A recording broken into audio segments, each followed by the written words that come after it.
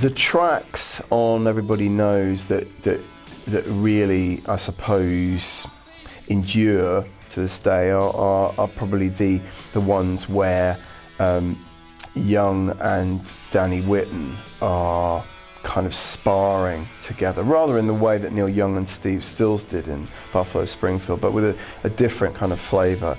Danny Whitten was a very different sort of guitarist and singer, come to that, to Neil Young.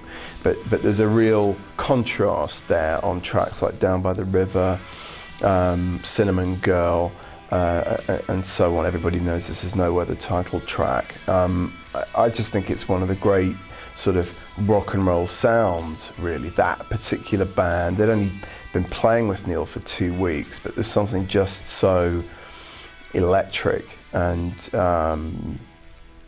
quite funky, really, about them. You know, they weren't brilliant musicians, but they were certainly there was something real about them. A group who complemented him so well, who weren't on the face of it great players themselves. They weren't great guitarists. I mean, Ralph Molina wasn't the world's greatest drummer, or Billy Talbot the world's greatest bassist, but they were field players. That's how they always described themselves. It was the mood of the songs that was important, not the technical competence of them.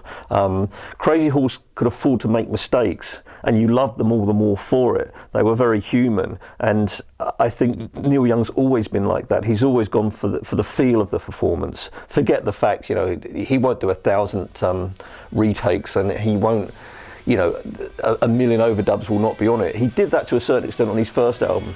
I think he referred to it as Overdub City, and he wanted a really clean, basic sound for the second one, which he did achieve.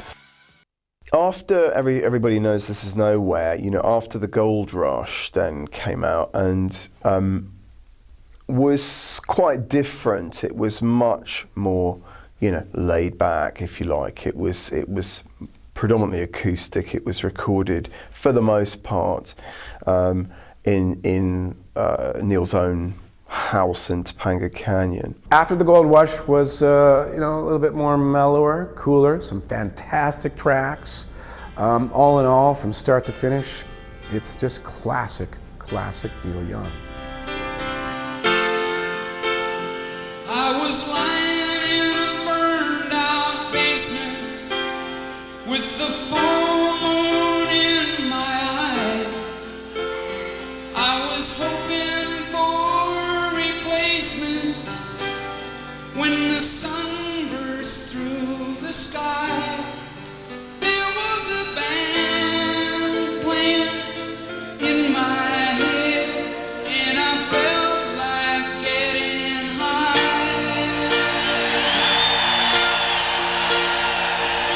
Thinking about what a friend had said, I was hoping it was a lie.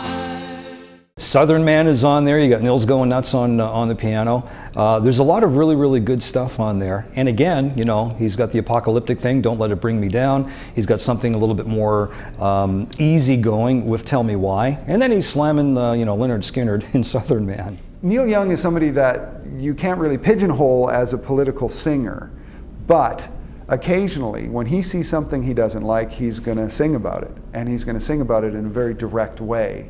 And it's very, very effective. And a song like Southern Man really proves that. There's nothing Neil likes more than just sort of courting controversy, really. And I'm sure it just tickled him to death to annoy, the kind of the typical left of centre sort of American liberal community by declaring support for Reagan. So you can't really trust Neil's politics. They're just about how he's feeling at any one time. But again, you're never sure if he's just adopting a position, because apart from anything else, he's Canadian, of course, and he's talking about America should do this, America should do that, when in fact he's never been an American citizen. A lot of people don't even know he's Canadian anymore. He's been living in California for, 30 years now or more? Joni Mitchell, same deal. Hasn't lived in Canada for a very, very long time. They are judged on the merit and quality of their work.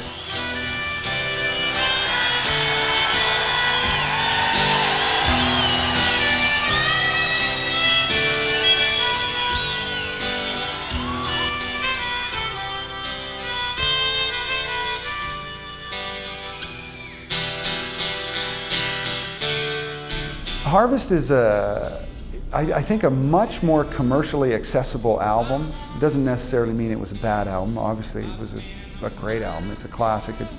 But I'm not surprised it sold more than any other previous Neil Young album. You know, songs like Heart of Gold and Old Man, A Man Needs a Maid, it really, really put him on the map.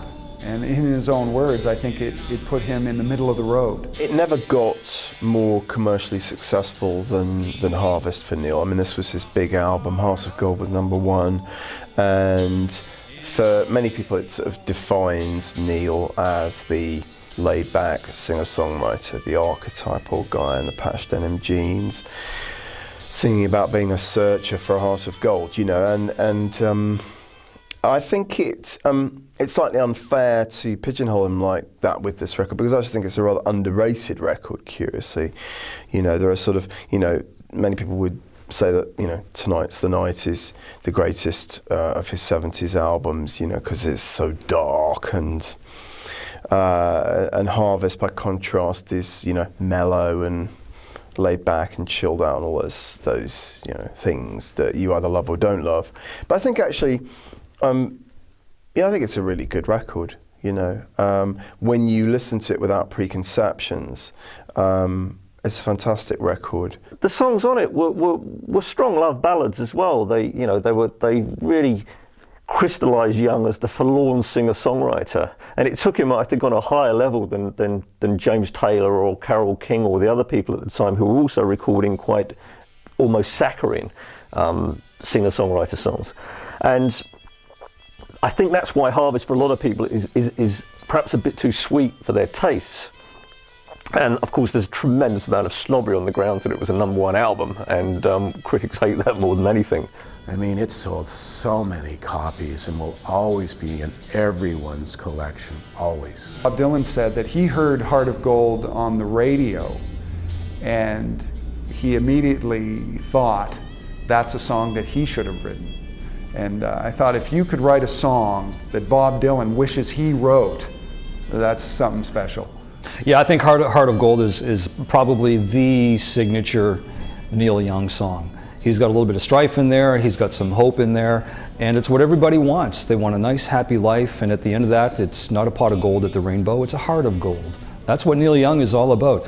Do good, and good comes back to you. Keep me searching for a heart of gold.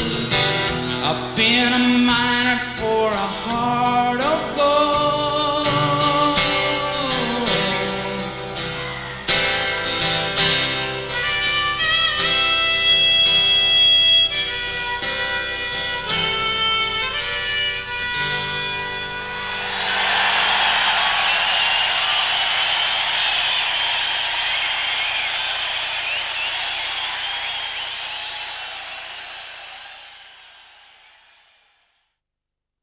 They say good songwriters can take a message that's this big and squash it down to this, and everyone still understands it. He took a song that was about a life of pain and desperation and made it in under 2 minutes, and everyone got it. I think it's masterful songwriting. I caught you knocking at my cellar door. I love you, baby, can I have some more? Oh, the damage done. I hit the city and I lost my band. I watched the needle take another man. Gone, gone, the damage done. Well, Needle and the Damage Done is, you know, is probably one of the most famous drug songs ever written. It was inspired by the plight of Danny Whitten, the Crazy Horse guitarist, who was one of rock's first real heroin casualties. You know, one of the first guys who just was completely obliterated by heroin. And Neil kind of loved this guy and just watched helplessly as he sort of sank into addiction.